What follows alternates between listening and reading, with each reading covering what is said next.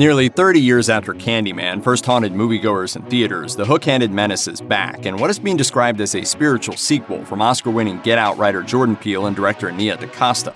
Here are the biggest unanswered questions the new Candyman may leave you with.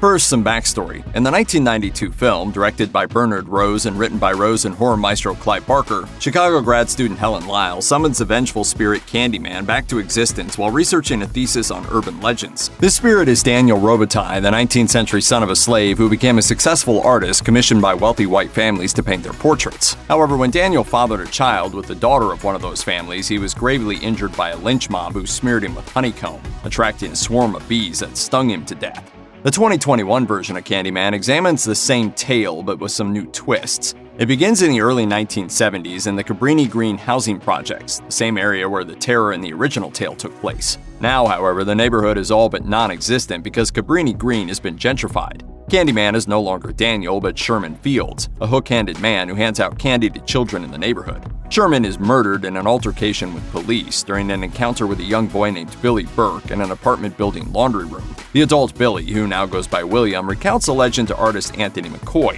who uses it as his inspiration for an exhibition at the art gallery where his girlfriend Brianna Cartwright is the director. The exhibition tells the tragic tale of Candyman and how he can be summoned by people who look in the mirror and say his name 5 times. While fans of the original film know the deadly outcome of such actions, the new Candyman might leave you with a fresh set of unanswered questions. Some that actually have clear answers, others not so much.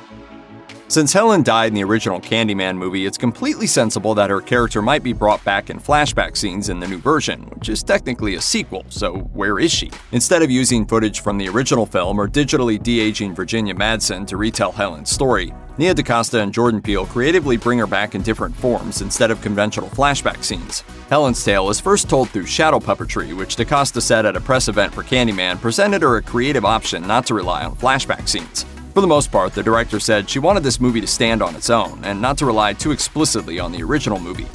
From there, she said, it just sort of became really less about flashbacks and more about how we depict people telling these stories, how we depict these legends, and also we depict these moments of violence throughout history. Madsen does eventually appear in the film very briefly when Anthony sees an old image of her in a newspaper report detailing how she was implicated in murders in the Cabrini Green neighborhood. Madsen's voice is also heard in tapes that Anthony gains access to in a library. In a curious casting move, there's a tough highbrow art critic assessing Anthony's exhibit, Finley Stevens, who resembles a young Madsen. DaCosta said at the Candyman press event that Spence's resemblance to the original film star was by mere happenstance and not design.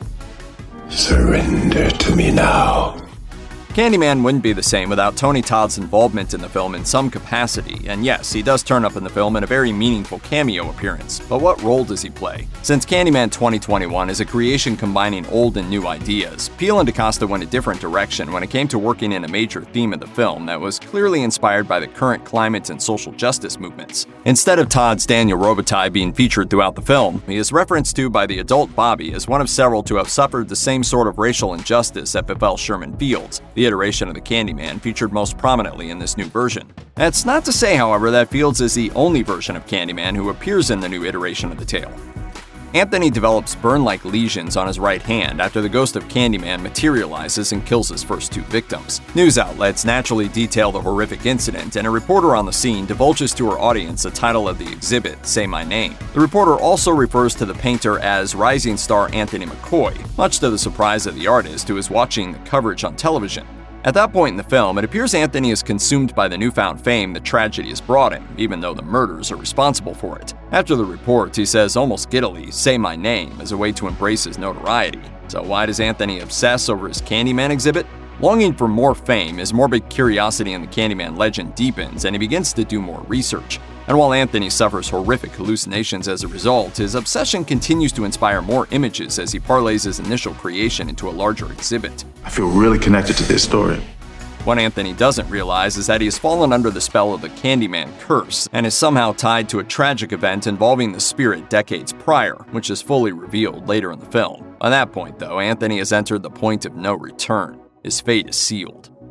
No, there isn't anything wrong with the projection, so what's with the reversed logos? The backwards logos for Universal Pictures MGM, Braun, and Monkey Paw Productions at the beginning of the film were done on purpose, presumably in an homage to Candyman lore. After all, the spirit of the Candyman doesn't materialize in physical form, only in a reflection in the mirror. The studio and Peele are clearly making a visual reference to the legend by showing their logos backwards, much like a reflection in a mirror. Not surprisingly, mirrors appear everywhere in Candyman. They are at Anthony's exhibit, which is the location where Candyman kills his first two victims, and an elevator Anthony takes in the library is made up entirely of mirrors. Brianna tempts fate by standing in front of a mirror, yet doesn't give in to her impulses. But a group of high school girls laugh off the legend and say Candyman's name 5 times and pay dearly for it. Candyman, Candyman, Candyman, Candyman, Candyman. As fans well know by now, saying Candyman's name 5 times in a mirror is what's needed to summon the violent spirit. However, in the age of the social justice movement in the US, over the past few years following the high-profile deaths of black people across the country during altercations with police, certain phrases now have greater meaning. So what's the significance of "say my name"? Calling on people to say the names of the dead has become a prominent part of the public conversation in recent years. And throughout the making of the film, the thing that I always came back to was the truth of the pain that was at the center of the story of Candyman. In this way, Say My Name serves a dual purpose. It's the title of Anthony's exhibit, daring patrons of his work to say Candyman 5 times to find out if the legend is indeed real, and an artful play on the real-life phrases used to call attention to and memorialize the dead. With a bloody third act that leads to the transformation of a key character into the new Candyman, Peele and DaCosta have left the door wide open for more Candyman films. But will we get them? Naturally, the production of a sequel for any film is dependent on the box office success of its predecessor, so the new Candyman will have to be a big enough hit with moviegoers at the box office and on home video to justify Universal and MGM's investment in a sequel. The good news for Peele and DaCosta is that Candyman was made for around $25 million, a relatively small amount by modern standards. Even with the COVID-19 pandemic still wreaking havoc on box office returns, the new Candyman shouldn't have much trouble making its money back. As the 1992 version of Candyman demonstrated, there is more room for additional tales about the character should Peele and DaCosta wish to move in that direction. The original film spawned 2 sequels, Candyman Farewell to the Flesh in 1995 and Candyman Day of the Dead in 1999. Will this new imagining return for further stories? We'll just have to say the name and see. Don't say that. Check out one of our newest videos right here. Plus, even more Looper videos about your favorite horror movies are coming soon. Subscribe to our YouTube channel and hit the bell so you don't miss a single one.